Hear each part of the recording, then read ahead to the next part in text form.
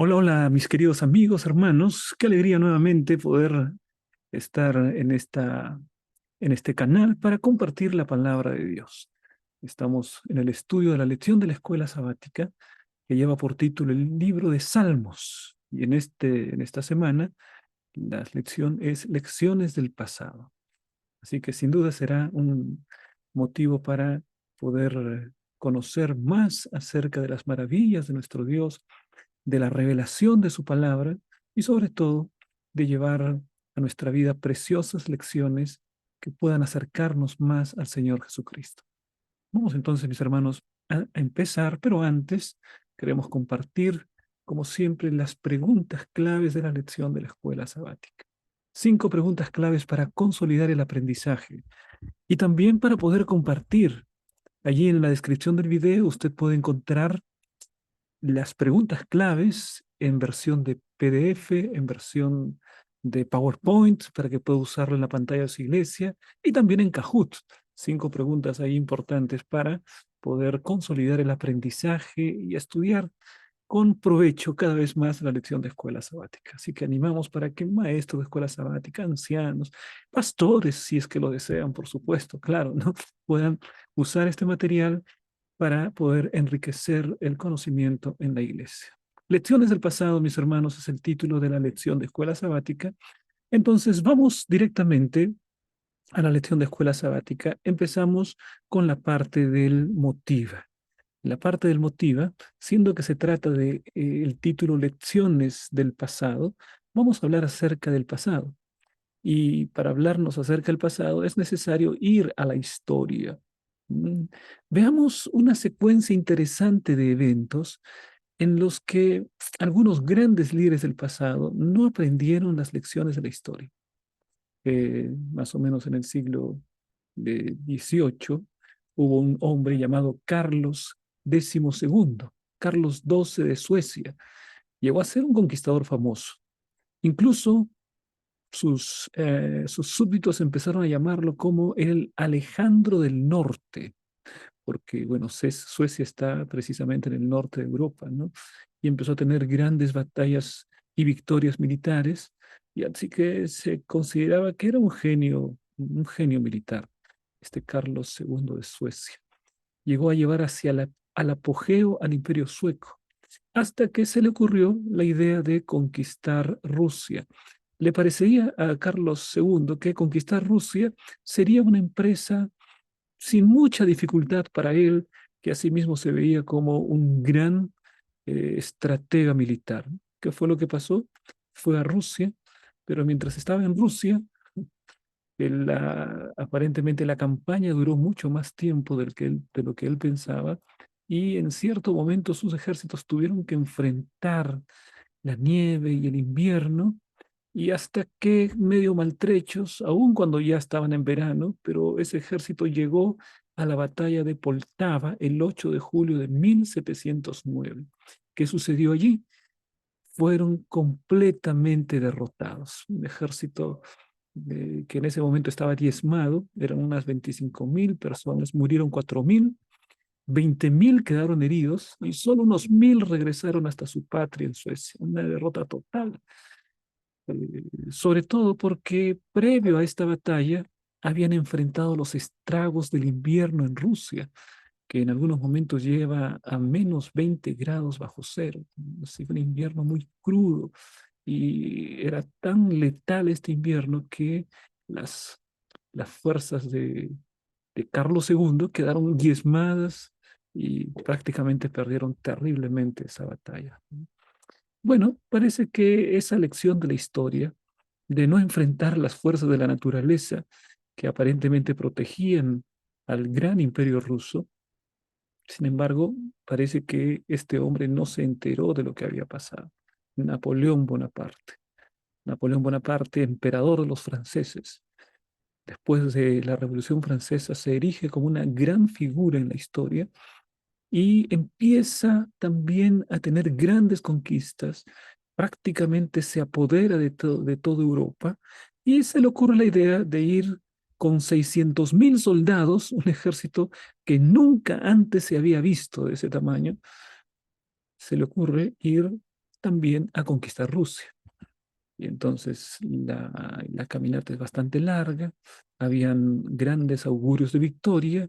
Él subestimaba a Rusia y pensaba que sería fácilmente una presa para los franceses. Sin embargo, la historia nos demuestra que no fue así. ¿Qué fue lo que sucedió? Bueno, las fuerzas napoleónicas avanzaban, esos 600.000 soldados avanzaban ciudad tras ciudad, y los rusos, sabiendo que no podían enfrentar, hacían apenas ataques esporádicos, ¿no? No los atacaban con toda su fuerza porque evidentemente no iban a poder contra el ejército de Napoleón. Entonces Napoleón sigue avanzando y llega hasta Moscú. Entonces, llegando hasta Moscú, pues, Napoleón pensó, aquí esta es una victoria mucho más fácil de lo que pensé. Pensó que allí iba a estar el zar, que lo iba a recibir, que iba a capitular y que le iba a decir, Napoleón, me rindo. ¿No? No encontró a nadie, encontró la ciudad desolada y además se habían llevado todos los alimentos, no había lugares adecuados para poder descansar, el ejército le empezó a pasar mal y otra vez vino el invierno en Rusia. Y Napoleón había llegado hasta Moscú y no había conquistado nada, no se habían rendido. Había llegado hasta la capital y ellos simplemente habían abandonado la capital. Y entonces ahora cuando llega el invierno la pasaron muy mal, muy mal. El ejército napoleónico fue reducido a escombros por el invierno. Hay algunos testimonios históricos que dicen que empezaron a regresar hacia su tierra y que caminaban sobre cadáveres debido a la gran cantidad de soldados que iban muriendo por el rigor del invierno. Si Napoleón hubiese tomado las lecciones del pasado, si hubiese examinado lo que había sucedido con Carlos XII de Suecia, que había sido derrotado en Rusia en gran parte por los estragos que el invierno había causado entre sus soldados. La historia nos confirma que finalmente hubo una retirada de Moscú a partir del 14 de septiembre de 1812 y los soldados muriendo en el camino y el propio Napoleón escapando prácticamente entre sus soldados. No le importó que murieron muchísimos soldados allí. Fue una derrota catastrófica. Hubiera sido mejor tomar lecciones del pasado para no emprender esa terrible conquista de Rusia que acabó en una derrota tremenda, estrepitosa para las fuerzas francesas del emperador Napoleón Bonaparte. Pero este no es el único error histórico respecto de la conquista o el intento de conquista de Rusia, sino que más adelante, en el siglo pasado, hubo otro hombre, quizá un poco más conocido por nosotros, ¿no? Adolfo Hitler. ¿Qué fue lo que sucedió con Adolfo Hitler? Bueno, estaba ganando la batalla en Europa, se había apoderado prácticamente de toda Europa, había invadido Francia, había invadido Polonia, estaba atacando victoriosamente en el norte de África, estaba enfrentando a los ingleses y se le ocurre a Adolfo Hitler en en un acto de soberbia entrar en guerra con Rusia, abrirse otro frente, porque él también pensaba, bueno, Rusia tiene tanto petróleo, tiene tanto combustible, y los vamos a conquistar en un ratito y nos apoderamos y así vamos a continuar con la guerra, ¿no? Vana idea del pobre Adolfo Hitler. Se piensa incluso que este es el error capital de Adolfo Hitler, que después deviene en la pérdida de la Segunda Guerra Mundial. ¿No? ¿Qué fue lo que sucedió? Exactamente lo mismo. Se fue con un gran número de soldados para poder conquistar Rusia, para poder apoderarse del imperio ruso. Y en el camino nuevamente, los rusos no ofrecen mucha resistencia hasta que poco a poco van avanzando. Entonces, ahora sí, la orden es entrar y contrarrestar las fuerzas de Adolfo Hitler. Y sin embargo, otra vez el general invierno, ¿no? Así se le llama al invierno ruso porque ha ganado muchas batallas. El general invierno una vez más ganó esta batalla. Los rusos, sobre todo casi al finalizar la batalla de Stalingrado, en que no encontraron nada tampoco. Y más bien estaban dentro de Rusia y los rusos empezaron dentro de Stalingrado, una ciudad de Rusia, y los rusos empezaron a atacarlos para recuperar esa ciudad, porque los dejaron entrar, así como en el pasado Napoleón también entró directamente en la ciudad de Moscú y no estaba el rey para rendirse, no había nadie. De la misma manera también Adolfo Hitler tuvo una tremenda derrota en esta campaña, ¿no? En la Operación Barbarroja se la conoce en la historia, y fue derrotado y fue el punto de partida para una derrota total, una derrota final de Alemania y sus aliados en la Segunda Guerra Mundial. Qué importante es aprender lecciones de la historia. Y eso es lo que la Biblia también nos menciona. Qué importante es que aprendamos las lecciones de la historia para no cometer los mismos errores. Alguien declaró alguna vez que un pueblo que olvida su historia está condenado a repetirla. Es decir, no se aprenden las lecciones de la historia, o se tergiversa la historia, o se olvida la historia, entonces se vuelven a cometer los mismos errores que aquel pueblo cometió en el pasado. Bueno, mis hermanos, en el área espiritual también es muy peligroso no aprender lecciones de la historia. Por eso, cuando vamos a los Salmos, encontramos cómo una y otra vez el Señor, a través de esta revelación, y los grandes salmistas del pasado examinan las historias del pasado para extraer lecciones que les permitan vivir y decidir mejor en el presente. Y yo creo que también eso es un desafío para nosotros, conocer, saber la historia del pasado para no volver a cometer los mismos errores o para apuntalar los éxitos, las buenas decisiones. El versículo de memoria, mis hermanos, está en Salmos 78, 3 y 4. Lo que hemos oído y entendido, que nuestros padres nos contaron, no las ocultaremos a sus hijos. Contaremos a la generación venidera las alabanzas del Señor, su fortaleza y las maravillas que hizo. Qué precioso este texto de memoria del Salmo 78.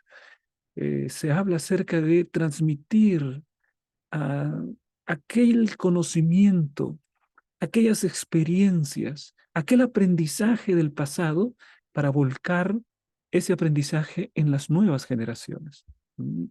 No las ocultaremos a sus hijos, ¿no? Está diciendo aquello que aprendimos de nuestros padres, las lecciones del pasado, vamos a transmitírselas a la próxima generación.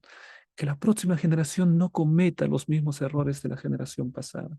Los aprendizajes de los padres tienen que servir para los hijos. Tristemente, mis hermanos, tristemente el ser humano está empeñado en repetir los mismos errores con el paso de las siguientes generaciones. No debiese ser así, pero eso sucede porque no estamos dispuestos a aprender las lecciones del pasado. La gran, ah, el gran llamado que nos hace la lección de escuela sabática es a examinar el pasado con ojos de aprendizaje para tomar buenas decisiones en el presente y de esta manera apuntalar, consolidar un mejor futuro para nosotros. Ese es el propósito de Dios. Él quiere que seamos prosperados en todas las cosas. Vamos entonces, mis hermanos, directamente a la parte del explora. Vamos a ver el texto bíblico, vamos a analizar algunos de los grandes salmos que nos hablan de la historia de Israel. ¿Mm? Ahí tenemos la visión panorámica de la lección de la escuela sabática que se está estudiando en esta semana. Y empezamos entonces con esta lección, esta parte de la lección que lleva por título La imbatible fidelidad del Señor. La fidelidad del Señor es imbatible, nos dice la lección de escuela sabática, ¿no? Imbatible quiere decir que no conoce la derrota, que Dios no se cansa, permanece fiel, que Dios persevera, que Dios continúa para cumplir sus promesas. Es imbatible su fidelidad. Vamos a ver entonces el Salmo capítulo 78. Mira, en los primeros versículos, versículos 2 y 3, dice lo siguiente. Abriré mi boca en proverbios.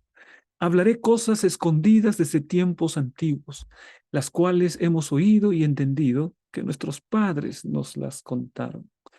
Está entonces allí el salmista, está declarando cuál es su propósito al escribir este salmo, ¿no? Está diciendo, voy a hablar en proverbios. Por lo general, los proverbios entendemos como frases, como refranes que condensan la sabiduría del pasado. ¿Alguna vez has escuchado esta declaración que dice así, no? Un viejo proverbio chino dice, ¿ah? O como dice el refrán, o como dice el proverbio. Bueno, son píldoras de sabiduría, ¿no? A ver, alguno de los refranes que vienen a tu mente, ¿cuál es? Al que madruga, Dios le ayuda. Refranes que vienen a la mente. Claro que son una manera como el pueblo pasa la sabiduría de generación a generación. ¿Mm? Bueno, en la Biblia encontramos que el salmista tiene el propósito de abrir su boca en proverbios, quiere decir en cosas que se aprendieron del pasado para que te sirvan en el presente. Por eso dice, hablaré de cosas escondidas. A veces la nueva generación no conoce. La nueva generación necesita ser instruida, necesita saber qué es lo que ha pasado. Si algo distingue al ser humano del resto de la creación, es la capacidad de poder almacenar recuerdos, a tener memoria de los eventos, ¿no? Y recordar para poder aprender, ¿no? Tristemente, los animales se despiertan cada día como si fuese el primer día de su existencia, ¿no? En cambio, el ser humano, al despertarnos, tenemos acumulados muchos recuerdos, muchos aprendizajes, y de eso, de alguna manera, nos sirve para tomar decisiones. ¿Qué pasaría si, por ejemplo, no pudiésemos retener el aprendizaje de la lectura? Si cada día tuviésemos que aprender a leer, efectivamente, el ser humano no podría haber desarrollado conocimiento, no podría haber desarrollado ciencia, ni siquiera podría leer completamente la palabra de Dios si todos los días tendrías que aprender a leer. Felizmente que acumulamos experiencias y acumulamos recuerdos y me enseñaron una sola vez a leer y ahora ya puedo leer y ahora puedo leer este libro, este otro y sobre todo la palabra de Dios. Y entonces la Biblia se abre delante de mí con toda su sabiduría, sabiduría de siglos, sabiduría que viene desde Adán y que fue acumulándose a lo largo de la historia y que los profetas le fueron escribiendo esta revelación para que llegue hasta nosotros. Y entonces ahí tenemos como este tesoro que viene del pasado, pero que además se aplica en el presente y que me guía hacia el futuro. Esa es la palabra de Dios. Qué valiosos, mis hermanos, que podamos recibir todo este tesoro de la fe, este tesoro del conocimiento, de la revelación de nuestro Dios. Tristemente, muchas veces nosotros somos como aquel mendigo que está sentado en un banco de oro. No sé si has escuchado esta declaración. Se dice que un sabio italiano, Antonio Raimondi, dijo esta frase, ¿no? Que el Perú es un mendigo sentado en un banco de oro. Mm. Bueno, cuando nosotros no leemos la palabra de Dios, dejamos de lado un tremendo tesoro que el Señor ha preservado durante miles y miles de años para que llegue hasta nuestra vida y para encaminarnos, para hacernos sabios para la salvación. Entonces, todas estas cosas tenemos que recibirlas, toda esta revelación del Señor, esta sabiduría eterna, divina del Señor, tenemos que aplicarla en nuestra vida y tenemos que transmitirla a la siguiente generación, a nuestros hijos, y decirle, hijos, el tesoro más grande, el mayor que nosotros tenemos, el mayor que yo te puedo dar, querido hijo, querida hija, es el conocimiento del Dios verdadero. Y aquí se encuentra el Dios verdadero, en su palabra. Aquí yo puedo conocer al Dios verdadero. Qué tremendo privilegio.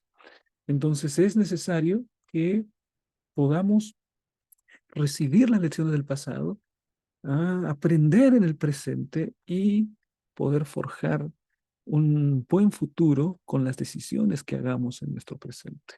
Miren Salmo 78:8, continuando todavía con esa declaración, ¿no?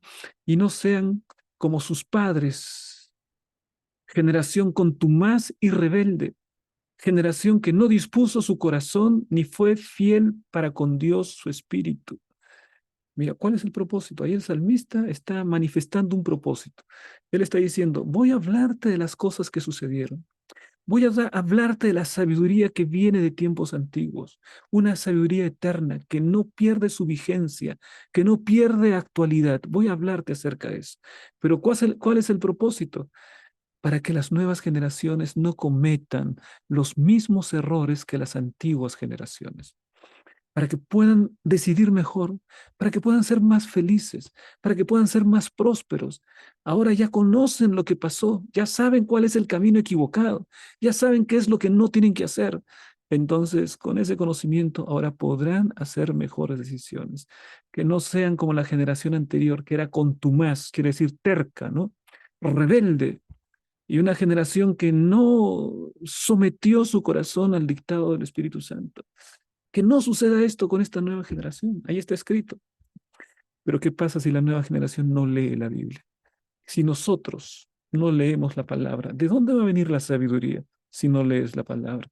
¿De dónde va a venir el conocimiento y la experiencia de miles de años de revelación divina? ¿A dónde va a llegar si no abrimos la palabra?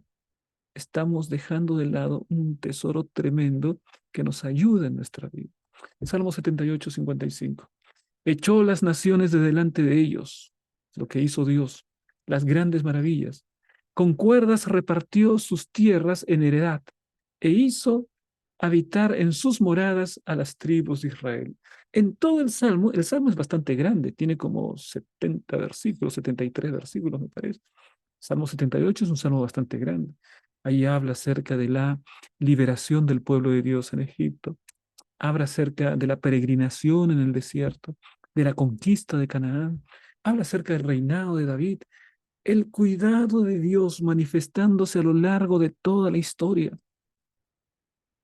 Es como si el salmista dijese al pueblo, ¿no? Deténganse, un momento, vamos a mirar hacia el pasado, vamos a examinar las lecciones del pasado, vamos a examinar la historia, cómo Dios liberó al pueblo, cómo Dios cuidó al pueblo en medio del desierto, le dio victoria frente a sus enemigos en la conquista, cómo Dios ha cuidado. No tengas miedo, grandes desafíos ya el Señor ayudó en el pasado. No tengas miedo del futuro.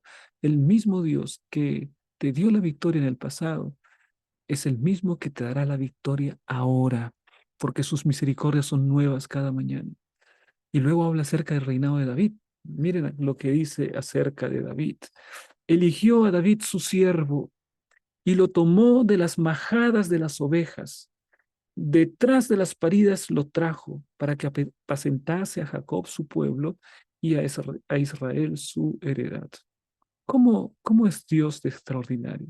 Él elige a David no porque David fuese el más importante, el más fuerte, el mejor guerrero.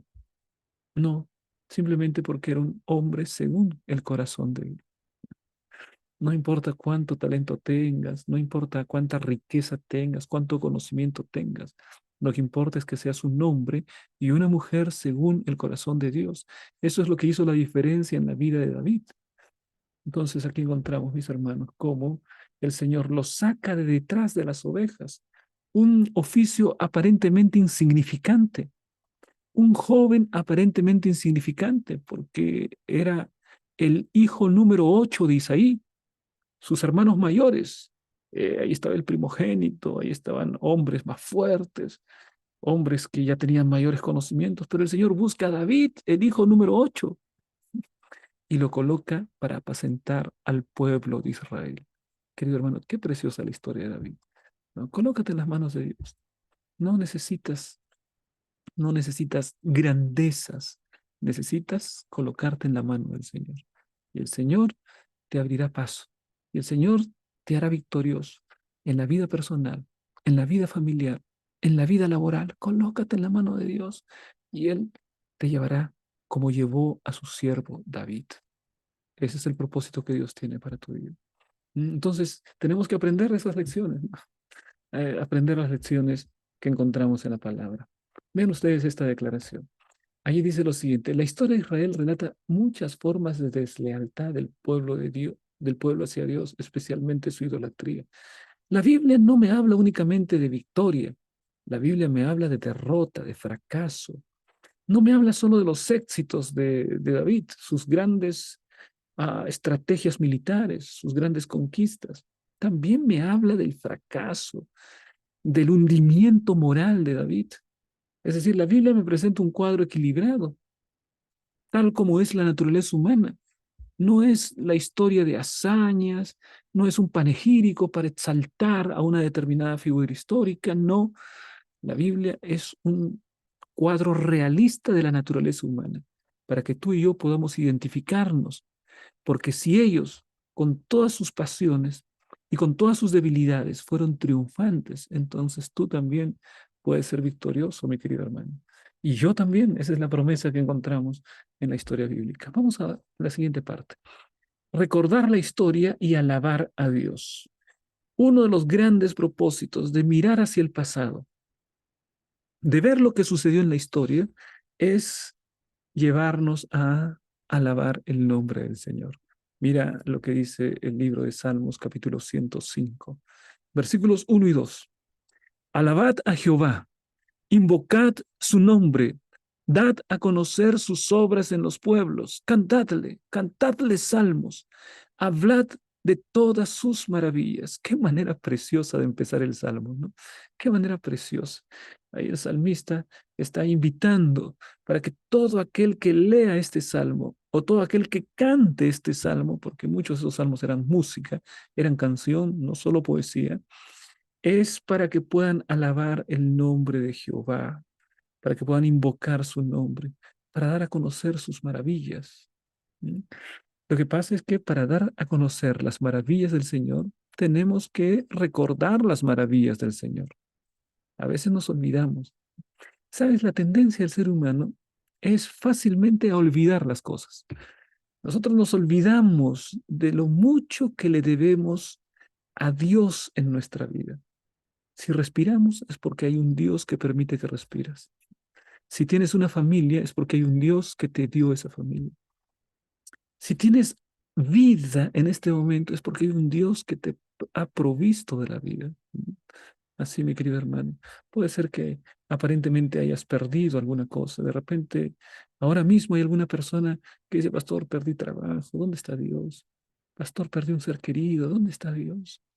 Querido hermano, no conocemos todas las respuestas. No sabemos todas las respuestas. El Señor únicamente te llama a confiar. Confía, ten fe. Él te llevará finalmente hasta un destino seguro, hasta un puerto seguro. Él lo hará.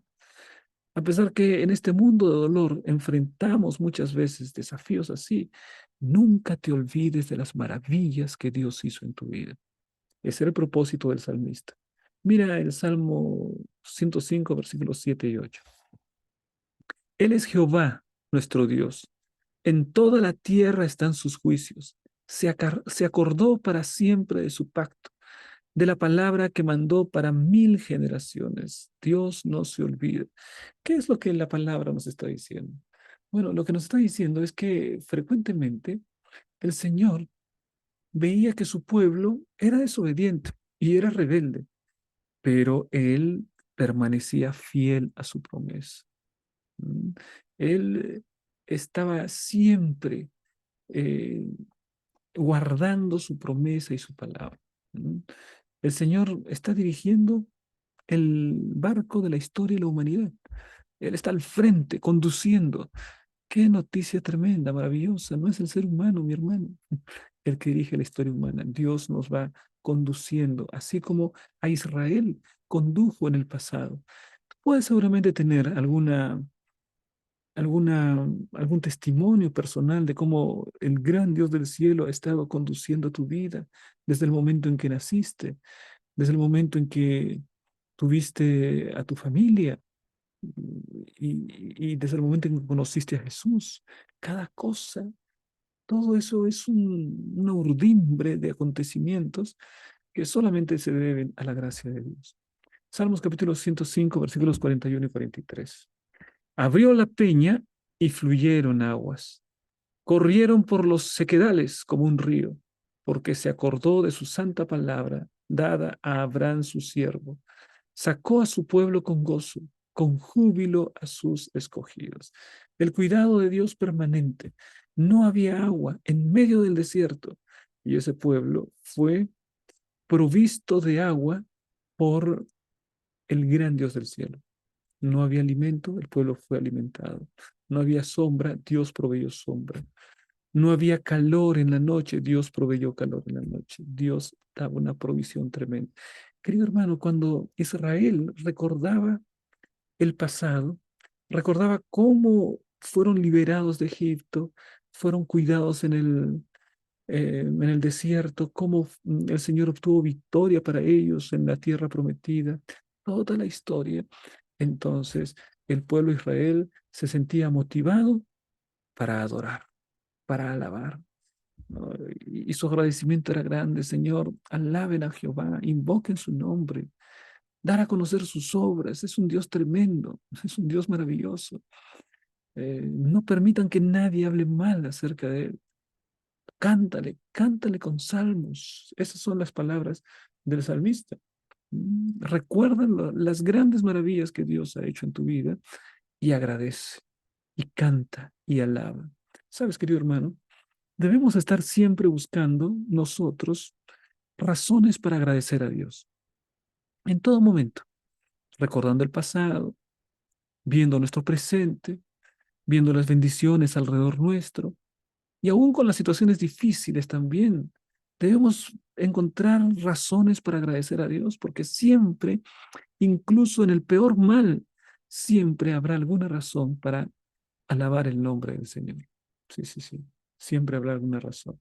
Y sabes, cuando una persona empieza a examinar y en todas las cosas buscar razones de agradecimiento, empieza a mirar lo bueno y empieza a mirar lo positivo y ya no se vuelve un criticón, ya no se vuelve un soberbio, ya no se vuelve una persona que solamente mira lo malo. No, porque como está buscando razones de agradecimiento para alabar el nombre de Dios, se vuelve una persona optimista, se vuelve una persona positiva, se vuelve una persona con fe por el hecho de cada día estar buscando razones para agradecer a Dios. Examinamos en la historia, examina en tu vida lo grande que Dios ha sido contigo y alábale, mi hermano, y agradécele. Y eso hará de ti también un cristiano fiel, un cristiano agradecido a las grandes bendiciones de nuestro Dios. En Salmo 105, la historia se narra por medio de la vida de los patriarcas más grandes de Israel, mostrando la conducción providencial de Dios y la paciente constancia de los patriarcas ante las dificultades. Salmo 105 invita a imitar la fe de los patriarcas y a esperar con confianza la liberación de Dios a su tiempo. Así como en el tiempo pasado los patriarcas, Abraham, Isaac, Jacob, José, fueron fieles en los contextos más difíciles. Este salmo nos invita para imitar esa fe, la fe de los patriarcas. Continuamos, mis hermanos. Ahora la siguiente parte lleva por título Recordar la historia para arrepentirse. El recordar la historia y sus muchos momentos difíciles también son una invitación para el arrepentimiento. Vamos a ver el texto bíblico. Salmos capítulo 106, versículos 1 y 2. Dice lo siguiente. Aleluya. Alabad a Jehová porque Él es bueno, porque para siempre es su misericordia. ¿Quién expresará las poderosas obras de Jehová? ¿Quién contará sus alabanzas? Está hablando acerca de las características de Dios. Hay que alabarlo porque Él es bueno. Hay que alabarlo porque para siempre es su misericordia. Hay que alabarlo porque poderosas son sus obras. ¿Y quién va a contar esas alabanzas? Nosotros, aquellos que somos los hijos de Dios, aquellos que un día conocimos a Jesús y le entregamos nuestra vida. Y Él lo cambió, cambió todo para bien. Trajo paz, trajo un sentimiento de reconciliación con el Padre, un sentimiento de alegría permanente, de saber que hay una esperanza, aún en medio de la situación más difícil. ¿Quién va a contar eso? Si tú y yo no contamos eso, mi hermano, ¿quién va a contar de las maravillas de Dios? Los impíos. Los impíos van a contar, van a hablar acerca de la maravilla de Dios. Por supuesto que no. Los impíos lo que hacen es renegar de Dios, levantan su mano rebelde, ¿no? Frente a Dios.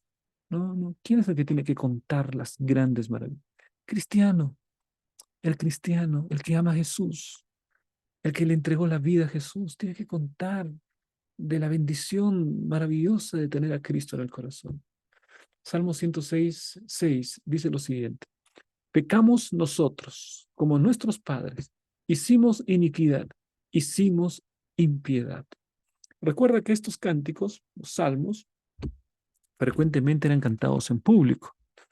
Así que imagínate que los israelitas estaban cantando y de pronto llegan a la parte que está en el versículo 6 y todos juntos estaban expresando, pecamos nosotros como nuestros padres en medio del canto. Hicimos iniquidad, hicimos impiedad. ¿Qué es lo que estaban haciendo? Estaban confesando, estaban reconociendo su condición de pecadores. ¿Sabes, mi querido hermano, cuál es el primer paso para poder experimentar la salvación en Cristo?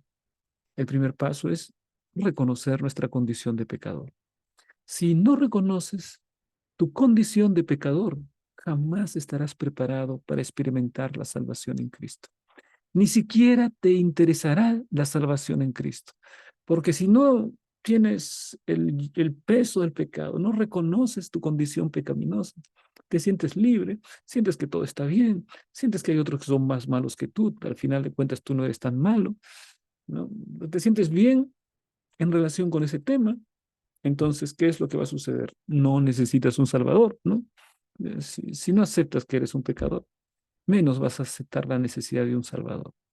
Entonces, aquí viene el reconocimiento. Pecamos nosotros, como nuestros padres, hicimos iniquidad, hicimos impiedad, reconocimiento.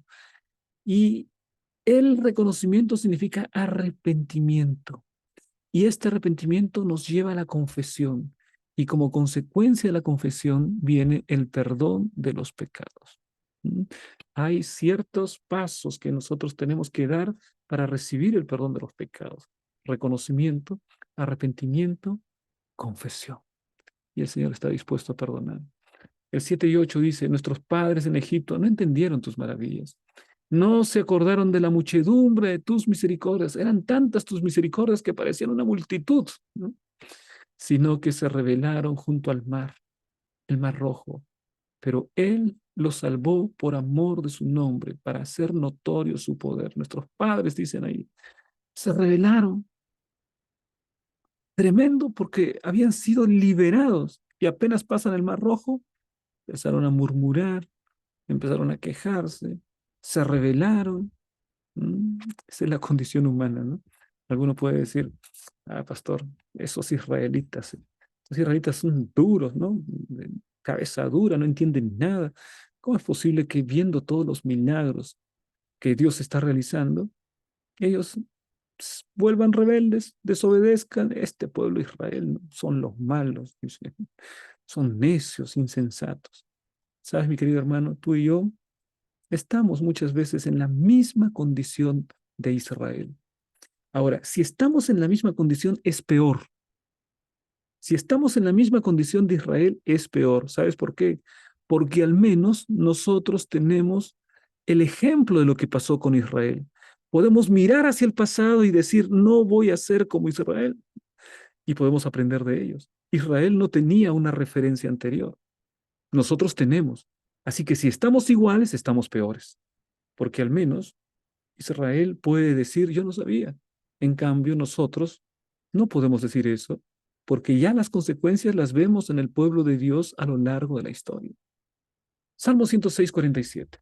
Sálvanos, Jehová, Dios nuestro, y recógenos de entre las naciones, para que alabemos tu santo nombre, para que nos gloriemos en tus alabanzas, ¿no? Qué manera, qué bonita de terminar este salmo, porque a pesar que ellos dicen pecamos, como nuestros padres, nosotros hemos hecho iniquidad, nosotros hemos separado del Señor, hemos desobedecido, pero al final viene ese llamado al Señor, Señor, sálvanos, sácame de esta situación.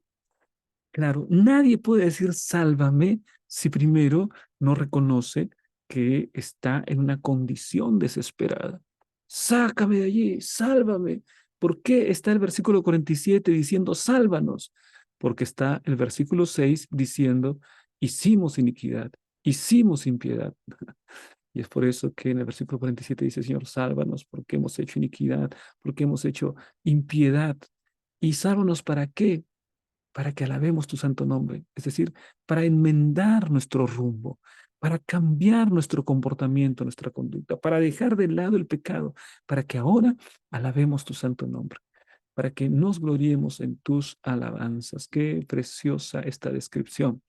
No, no, no, el Salmo nos invita a cambiar el rumbo de nuestra vida. Querido hermano, cambia el rumbo de tu vida. Es el propósito de Dios. Él no quiere que permanezcas arrastrándote para siempre, revolcado por Satanás, cayendo en la tentación una y otra vez, cayendo en el vicio una y otra vez. Es un cristiano derrotado, fracasado. Esa no es la visión de cristiano que encontramos en los salmos. Hay un reconocimiento de la impiedad, pero también hay un clamor por la salvación y un propósito de enmienda, de decir, para alabarte, Señor, quiero vivir, para honrarte quiero vivir, Señor. Dice acá lo siguiente, solo la experiencia personal de la gracia de Dios puede transformar una historia pasada en nuestra historia. Si hemos experimentado la gracia de Dios, entonces, sin duda, esa historia pasada quedará en el pasado y se escribirá una nueva página en tu vida, una página en blanco, una nueva oportunidad que da el Señor nuestro Dios. Vamos a la parábola de la viña del Señor. ¿Qué encontramos aquí en la parábola de la viña del Señor? También en el libro de Salmos. Y otra vez es un salmo histórico, ¿no? Porque va a recordar las bendiciones que Dios operó en su pueblo, con su pueblo, en el tiempo antiguo. Salmos 88 y 9 ya me habla acerca de esta parábola de la viña. Mira qué es lo que dice. Hiciste venir una vid de Egipto. Esa vid es Israel, ¿no? Claramente. Está comparando a Israel con una vid. Echaste a las naciones y la plantaste. Limpiaste sitio delante de ella e hiciste arraigar sus raíces y llenó la tierra. Dios está describiendo, el Señor, el salmista está describiendo lo que Dios hizo por Israel. Israel es esa vid. Y el Señor lo que hizo fue sacarla, la hizo sacar de Egipto y la colocó ahí en la tierra prometida. Y allí hizo arraigar sus raíces, la plantó para que prosperase, para que sea grande. Y sin embargo, ¿qué fue lo que pasó? El crecimiento, aquí se habla de un crecimiento, una expansión del pueblo. Los montes fueron cubiertos de su sombra y con sus sarmientos los cedros de Dios. Hubo prosperidad, hubo bendición. Extendió sus vástagos hasta el mar y hasta el río sus renuevos. Una bendición tremenda. Se expandió, creció la vid, se desarrolló la vid, empezó a dar sombra, extendió sus vástagos hacia el mar, imagínate, ¿no? Desde Jerusalén hasta el mar deben haber al menos unos 80 kilómetros, ¿no? Así que extendió bastante, ¿no? Y hasta el río sus renuevos. Entonces Dios sacó una vid que es Israel y la hizo prosperar. Salmos 80, 12 y 13. Tristemente, la historia cambia aquí. ¿Por qué aportillaste sus vallados y la vendimian todos los que pasan por el camino? La destroza el puerco montés y la bestia del campo la devora. ¿Qué significa aportillar? Porque allí el salmista está diciendo, ¿por qué aportillaste sus vallados? Aportillar los vallados significa destruir la cerca. Lo que está diciendo, ¿por qué destruiste la cerca, Señor? Porque esta vid estaba bien cuidada, porque había una buena cerca allí, pero se destruyó esta cerca, la destruiste, Señor. Y entonces ahora todos los que pasan por allí empiezan a robar de esa vid. Destroza, el puerco montés entra y destroza la vid. La bestia del campo la devora. Eso fue lo que pasó. Tristemente el pueblo de Israel, ¿no? Sus enemigos lo atacaron, sus enemigos destruyeron, pero Dios los había sacado como la vid y los había plantado en la tierra prometida y había cuidado de esa viña hasta que finalmente, por la rebeldía de Israel, esos vallados, estos cercos fueron destruidos y entonces todo el que pasaba empezaba a agarrarse las viñas, ¿no? Las uvas y no tenía ningún respeto, no había ningún cuidado. Y peor todavía, el puerco montés, la bestia del campo la devora, todo eso sucedía, ¿no? Qué triste, ¿no? Ese es Israel, porque fue destruido por sus enemigos. Venían los babilonios, venían los asirios, destruyeron el reino del norte. Vinieron los babilonios, destruyeron el reino del sur. ¿no? Entonces, eso es lo que pasaba. La viña fue destrozada por la desobediencia. Salmos 80:14. Oh Dios de los ejércitos, vuelve ahora, mira desde el cielo y considera y visita esta viña. Señor, que esta viña no permanezca destruida, desamparada para siempre. Señor, visita esta viña. Otra vez coloca cerco, Señor. Otra vez saca la mala hierba, Señor. Que esta viña vuelva a prosperar. Querido hermano, ¿será que tu experiencia es similar a la de esta viña, a la de esta vid? ¿Será que aparentemente los cercos protectores de tu vida se han derribado? Y entonces cantidad de situaciones negativas, malas, pérdida de trabajo, hijos que están perdiéndose, quizá tras las drogas, la familia destruyéndose, el trabajo en problemas, los relacionamientos en problemas, problemas en la iglesia, problemas en el trabajo, problemas en la familia, y te estás hundiendo, te estás hundiendo. Clama, mi querido hermano, como el salmista, diciendo, mira, Señor, desde el cielo. Señor, mira y considera, Señor, esta vid. Considera y visita esta viña una vez más. Sálvame, Señor. Qué preciosa esta declaración. Oh Dios de los ejércitos, vuelve ahora. Mira desde el cielo. Considera, Señor, y visita esta viña. Ahí está el clamor del salmista para que Israel vuelva a ser cuidada, cercada, protegida por el gran Dios del cielo, porque las naciones de la tierra, a causa de la desobediencia de Israel, se habían apoderado de ella. Mira lo que dice aquí. El estribillo del Salmo evoca la promesa de Aarón acerca de la bendición perpetua de Dios para su pueblo. ¿Qué es lo que dice Aarón en la bendición? Jehová te bendiga y te guarde. Jehová haga resplandecer su rostro sobre ti. Jehová ponga en ti paz. Esa es la bendición sacerdotal. Bueno, hay allí una, en este salmo, una referencia a esta bendición sacerdotal.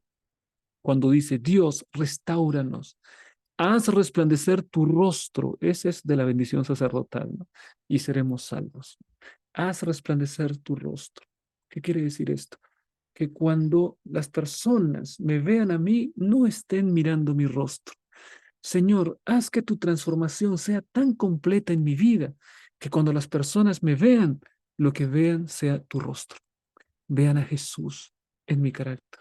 Vean a Jesús en mis palabras y en mis acciones. Señor, haz ese milagro en mi vida. Porque ese es el propósito final de la vida cristiana. El propósito final de la vida cristiana es tener una intimidad tan maravillosa y tan cercana con Jesucristo que aprendamos a ser como Jesús. Aprendamos a reflejar el carácter de Cristo. Y entonces el rostro del Señor estará resplandeciendo en nosotros. Qué, qué experiencia maravillosa, ¿no? Que el rostro del Señor resplandezca. A resplandecer tu rostro y seremos salvos. La supremacía del Señor en la historia. Vamos a ver esta parte también de la palabra. Miren ustedes lo que encontramos aquí. Salmo 135, versículos 1 y 2. Allí dice lo siguiente. Alabad el nombre de Jehová. Alabadle, siervos de Jehová, los que estáis en la casa de Jehová, en los atrios de la casa de nuestro Dios. ¿Hay razones para alabar a Dios? El salmista está diciendo, alaba el nombre de Jehová. Alaben ustedes todos, siervos de Jehová, alábenlo. Alabar significa declarar cuán precioso es nuestro Dios para nosotros. Alabarlo. Los que estáis en la casa de Jehová, aquellos que están en el templo, alábenlo. En los atrios, fuera del templo, en los patios, alábenlo, alábenlo en todas partes, ¿no? En el tiempo antiguo se decía que en el templo de Jerusalén, aquellos que tenían acceso al templo eran los judíos, y aquellos que estaban en el patio, un patio llamado de los gentiles, eran los gentiles. Y aquí en este salmo dice, los que estáis en la casa de Jehová, es decir, los judíos, alábenlo. Y los que están en los atrios de la casa de nuestro Dios, los gentiles también alaben. Todos tienen que alabar el nombre de Dios, judíos, gentiles, todos los que son criaturas del Señor deben alabar su nombre. Mira el salmo, mira el versículo 5 de este salmo. Porque yo sé que Jehová es grande y el Señor nuestro mayor que todos los dioses. Dios es mayor que todos los dioses, dice allí, ¿no? El Señor mío, Él es mayor que todos los dioses. Él es Dios de dioses, Señor de señores, Rey de reyes. Es decir, Él está en un pináculo más alto. Cuando se habla acerca de Rey de reyes, es un superlativo, ¿no? Es el rey más importante de todos. Es el Dios más importante que cualquiera. No es que hay otros dioses, sino que habían pueblos que tenían sus propios dioses.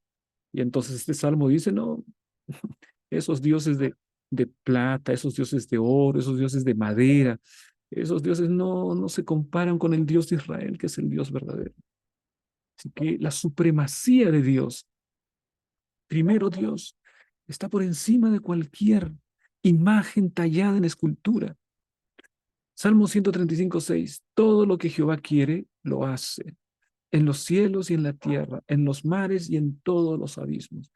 Dios es supremo, su poder es inmenso, su poder detiene los vientos, su poder calma el mar, su poder echa fuera a los demonios, su poder resucita a los muertos, su poder es extraordinario. Dios, todo lo que Jehová quiere, lo hace. En los cielos y en la tierra, en los mares y en todos los abismos, Él lo hace. Querido hermano, qué privilegio el servir a un Dios tan poderoso como este al que servimos. Dios es poderoso, Dios es todo, eh, todo sapiente, es omnisapiente, es omnipotente, es eterno, es grande. Y entonces nuestra vida está en sus manos. A veces, cuánta soberbia hay en el ser humano, ¿no? Cuánta soberbia. A veces nosotros queremos ser más que Dios y queremos que el Señor cambie su voluntad para que haga mi voluntad. En la oración muchas veces es así, ¿no? Con la soberbia del ser humano. Dios, creador del universo, creador del cielo y la tierra, creador tuyo. Y sin embargo, tú quieres que Dios haga tu voluntad. No, mi querido hermano. Tenemos que nosotros someternos y aceptar totalmente la voluntad de Dios, aunque no sea aquello que yo quiero que Dios haga. Dios hace su voluntad. Todo lo que Jehová quiere, lo hace. Así que lo mejor que hace la criatura es decirle, Señor, haz tu voluntad en mi vida. Señor, me someto plenamente. Quiero obedecerte de verdad. Señor, haz tu voluntad.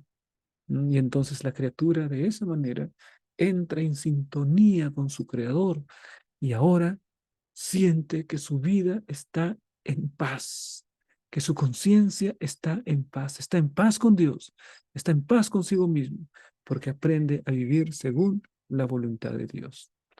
Salmo 135, versículo 6. Oh Jehová, eterno es tu poder, tu nombre, tu memoria, oh Jehová, de generación en generación. Mira todas estas maneras como el Salmo 135 nos habla acerca de Dios. El 5, Jehová es grande, es mayor que todos los dioses. El 6, todo lo que Jehová quiere lo hace. En los cielos y en la tierra, en los mares y en todos los abismos, gobierna en los cielos, gobierna en la tierra, gobierna en los mares, en todo lugar.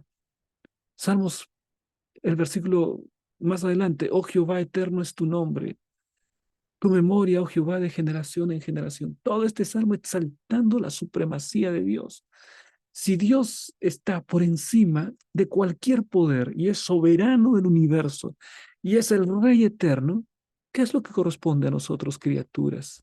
Criaturas del Señor. Corresponde lo que aparece en el versículo 1 y 2. ¿Qué es lo que corresponde? Corresponde alabad el nombre de Jehová, alabadle, siervos de Jehová, los que estáis en casa, alabadle. Gracias, hermana Carmita. Es el versículo 13, ¿no? Ahí había una pequeña falla, ¿no? Salmo 135:13 es el que dice, oh Jehová, eterno es tu nombre.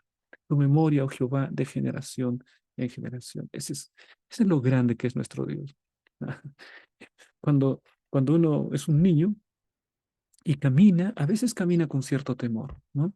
A veces camina con cierto miedo, porque, bueno, la ciudad tiene sus peligros, hay ciertos lugares peligrosos, pero cuando eres niño y estás al lado de tu papá, y te tomas de la mano de tu papá, te sientes el ser más seguro porque papá está allí.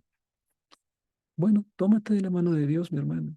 Tómate de su diestra poderosa. Aférrate a Él y camina seguro en esta vida, sin temor, porque Él es soberano de toda la creación. Tómate de la mano de Él. Camina sin miedo. Camina porque Él está al frente como escudo para protegerte. Qué tremendo.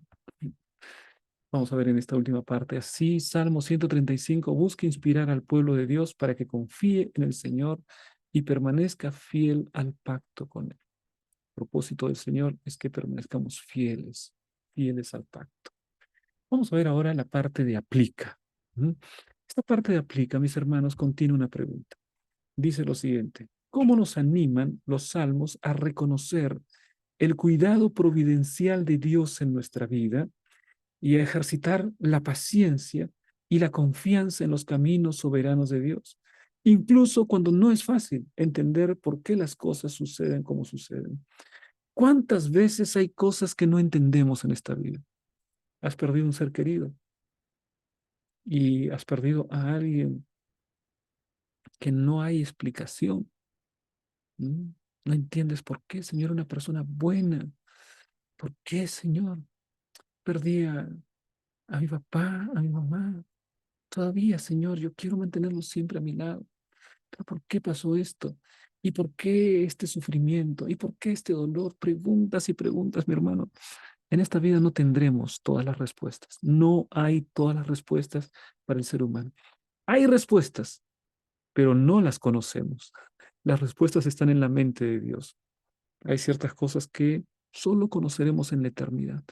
Cuando estemos en la eternidad, habrá muchas cosas que ahora no entendemos, que quedarán tremendamente claras para nosotros. Cuando el Señor nos explique, mira, pasó esto, ¿por qué? Porque fue consecuencia de esto, y entonces la cadena de circunstancias, la cadena de eventos va a quedar muy clara para nosotros. Vamos a ver las cosas por sus causas y sus efectos. Y cuando vemos el cuadro completo, vamos a decir, Señor, tenías razón. Señor, tenías razón. Yo no podía entenderlo, pero ahora que me lo explicas, ahora sé que tenías razón. Habrá un momento cuando todas esas preguntas que tenemos tendrán su respuesta. Ahora no tenemos muchas respuestas. Aprende a vivir por la fe, mi hermano. Aprende a obedecer, aprende a confiar. Él es el soberano. Él está en el control de la historia de este mundo. Él es el que te da la vida. Él es el que te dio las bendiciones. Entonces aprende a confiar. No tengas miedo, no tengas temor. Tómate del brazo poderoso y va para adelante. Lo que no entiendes, acéptalo por la fe. Un día lo entenderás. Pero mientras tanto, camina al lado del Señor, confiando en su grandeza, confiando en su poder. Qué precioso es vivir la vida al lado de nuestro Dios. Vamos a la última parte, la parte del CREA. Y ahí, queridos hermanos, tenemos las preguntas claves de la lección de la escuela sabática, ¿no? Lecciones del pasado es el título. Usted puede entrar en el QR o puede entrar también en la descripción del video y allí va a encontrar archivos en PDF con preguntas para poder imprimirlas y pasárselas en su clase. Va a encontrar archivos en PowerPoint para colocar las preguntas ahí al frente en su iglesia. Va a encontrar el Kahoot también para poder hacer dinámico el momento del estudio de la lección de la escuela sabática. Bueno, esperamos que pueda servirles a cada uno de ustedes. Vamos ahora, mis hermanos, a qué fue lo que pasó la semana pasada, ¿no? 3 personas participaron: Toña, Chio y Jenny. 3 damas. Así que ahí por ahí aparece Wilson, ¿no? Entre los finalistas, un varón. Pero hay 3 damas. Felicitaciones a ellas. Gracias por participar de este momento de las preguntas claves. Vamos también a agradecer, mis hermanos, a aquellos que siempre nos dejan sus mensajes cariñosos. Ahí está una lista de nombres. Que Dios les bendiga y les animo a perseverar en el estudio de la Biblia, tanto en YouTube como en Facebook, que también hay un grupo de personas que deja sus mensajes para nosotros. Bien, mis hermanos, de esta manera llegamos al final de la lección de escuela sabática. Un gran abrazo. Nos vemos la próxima semana. Que Dios te bendiga.